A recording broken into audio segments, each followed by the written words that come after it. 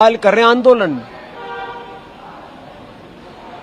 यदि देश का बच्चा जो भी प्राइमरी स्कूल में पढ़ रहा है आप उसको आंदोलन में धकेल देंगे तो बच्चे पढ़ेगा कब?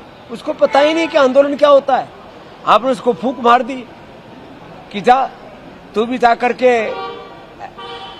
थाने का घेराव कर ले, तू भी सड़क पे उतर जा, तू भी एडीएम और डीएम का घेराव कर ले। छोटे बच्चों को आंदोलनों में नहीं धकेलना चाहिए, पूरी दुनिया में कहीं नहीं होता। आंदोलन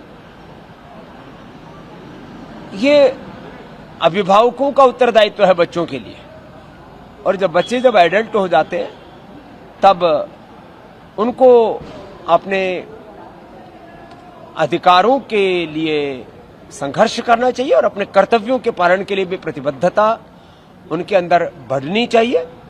देश में अराजक आंदोलन तो नहीं, हाँ देश में संविधान की लोकतंत्र की रक्षा के लिए संवैधानिक लोकतांत्रिक नैतिक आध्यात्मिक मानवीय मूल्यों पर आधारित आंदोलन होने चाहिए। मैं इसका समर्थक हूं।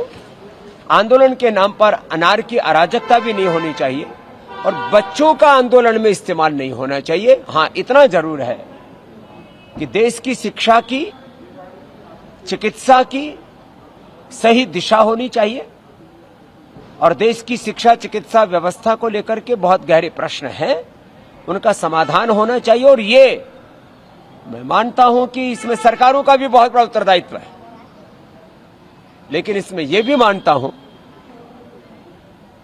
कि ये व्यक्ति केंद्रित व्यवस्था नहीं है। किसी एक पक्ष या प्रतिपक्ष के, किसी एक व्यक्ति के सामर्थ्य की बात नहीं है कि वो पूरे देश की व्यवस्था बदल सके। इसके लिए 3 स्तर पर जागरूकता चाहिए। एक सामाजिक जागरूकता, एक राजनीतिक जागरूकता, तीसरी प्रशासनिक रूप से जागरूकता।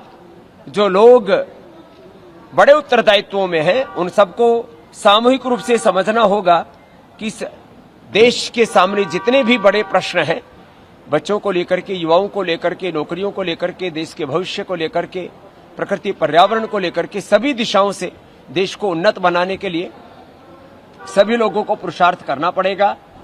हां जब देश में ऐसी कुछ बातें दिखती हैं कि जहां लग रहा है कि बहुत अंधेरगर्दी हो रही है, वहां पर फिर लोगों में आक्रोश फूटता है और वही आक्रोश आंदोलन का रूप लेता है। और मैंने कहा मैं आंदोलन में भी अनारकी अराजकता का समर्थक नहीं हूं, लेकिन शांतिपूर्ण आंदोलनों से तो देश की को आजादी भी मिली और जब जब भी देश में आवश्यकता होती है तब लोकतांत्रिक संवैधानिक तरीके से आंदोलनों का हमारा संविधान ही हमें। जिसने वीडियो बनाई है हाँ कांग्रेस का कार्यकर्ता, अब पूछिए ना झूठा मक्कार जयचंद राजनाथ सिंह से, मीर जाफर मीर कासिम की औलाद राजनाथ सिंह से। योगी जी का भयंकर ऐलान हो गया, 50,000 50,000 उनके मुंह पर थूक देगी जनता। बिहार में भी दिए थे, बिहार में दिए तो बिहार के दलित समाज भुगत रहे हैं ना। आप नहीं चाहते महिला सशक्तिकरण? देखिए क्या लगी फटने तो खैरात लगी आपको बटने। नहीं लगता महिला कोई रोजगार करे? महिला रोजगार करेगी, आत्मनिर्भर बनेगी, लेकिन तनु बता दें कि कुलदीप सेंगर ने जिस महिला के साथ बलात्कार किया, उनके परिवार को मरवा डाला। अगर न्यायपालिका नहीं तैयार होती तो उसको जेल भी नहीं भेजते। चाणक्य के इस प्लान का कोई तोड़ है आपके पास? कौन चाणक्य? हर गंजा आदमी चाणक्य हो जाए तो चाणक्य की महिमा ब्राह्मण को किस रूप में आप मिलना चाहते हैं?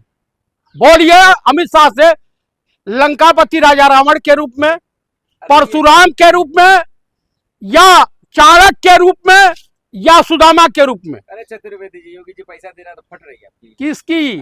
अपने बाप के घर से दे रहे हैं, गोरखनाथ मठ से दे रहे हैं।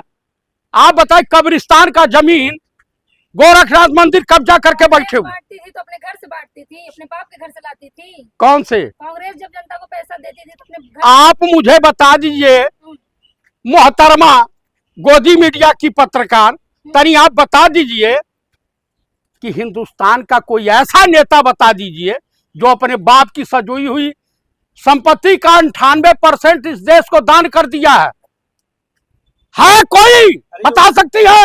नाम है पंडित जी। मोदी ने परिवार छोड़ दिया, परिवार छोड़े हैं। आप मुझे बताइए, ICS की नौकरी छोड़ा कौन? नेताजी सुभाष चंद्र बोस देश के लिए, और राजपाट छोड़ा देश की जनता के लिए। गौतम बुद्धा जो बाद में सिद्धार्थ से गौतम बुद्धा तक का सफर किया, पिता के आदेश का पालन किया। जो है राम वनगमन किए। और आपको बता दूं, अरे ऐसी तो मोदी जी ने छोड़ा है। कौन? रामदेव ने छोड़ा है घर। भूखे नंगे थे, हाँ। पाकिट मार टाइप के व्यक्ति थे, चाय की दुकान नहीं, झूठे। उनके गांव में चले जाइए, इनकी पूरी हिस्ट्री बताएंगे। ये आसाराम के साथ पौवा बेचते थे, बाद में RSS ज्वाइन किया। अरे उस फटे आदमी को क्या कहिएगा, जब टायर फट रहा, ये मुख्यमंत्री था तो हाफ कक्षा में भाग चला। सर ये पैसा क्यों दे रहे हैं 50 रुपए, क्या मकसद है? वोट खरीदने के लिए काम धाम तो कुछ किया नहीं जनहित का, योगी जी ने कुछ नहीं किया। कोई नहीं किया। आप गोरखपुर में मंदिर कांग्रेस ने बनाया था, राम मंदिर। वो अपने बाप के घर के पैसे से बनाए हैं। देश के जो तो कांग्रेस ने हिंदुओं के चढ़ावा के पैसे से 60 साल में कांग्रेस ने क्यों नहीं बनाया? काहे बनाने जा?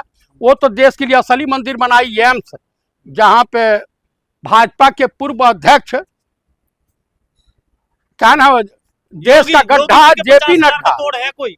योगी जी के 50,000 का तोड़ है कोई? भाई साहब वो जो है इस समय फटी अब पड़ी है। रामदेव भी कह रहे हैं कि सरकार सुधर जाए। रामदेवा कानिया वो देखा है ना, जब जहाज डूबने लगती है तो चूहे पहले कूद जाते हैं। अरे 40 मुकदमे किए थे कांग्रेस ने उनके ऊपर। तो सलवारी बाबा ना, अब आंदोलन करने कह रहे हैं वो। बीजेपी के खिलाफ करे ना, जा कोई भाजपा कार्यालय करे, 25 लठ ठपाएंगे, दिमाग हो जाएगा ठंडा। झारखंड में भी तो आंदोलन चल रहा है, उसके खिलाफ करेंगे। चाहे जा करे ना कर है। ये बताइए कानिये डर लग रहा है। देखिए कानिये से कौन डरता है जी? कांग्रेस को एक काम करना चाहिए था, जो आंदोलन गुरुकुल चला रहे हैं। गुरुकुल, हाँ। अरे बाप रे बाबू, कौन सा शिक्षा देंगे पहले हमको बता दीजिए। अग्निहोत्री ब्राह्मण है वो हाँ। नकली ओहिर के घर में पैदा हुआ अग्निहोत्री दोगला है क्या वो? आपने देखा नहीं अग्निहोत्री ब्राह्मण? अरे भाई मैं तो यादव जानता था कानिये को। हो सकता, हाँ भाई, जब मोदी के पूर्वज मोरघाटी से मोदी हो सकते हैं, और मोहन भागवत के पूर्वज यहूदियों से ब्राह्मण बन सकते हैं, तो कुछ भी हो सकता है, इस देश में संभव है।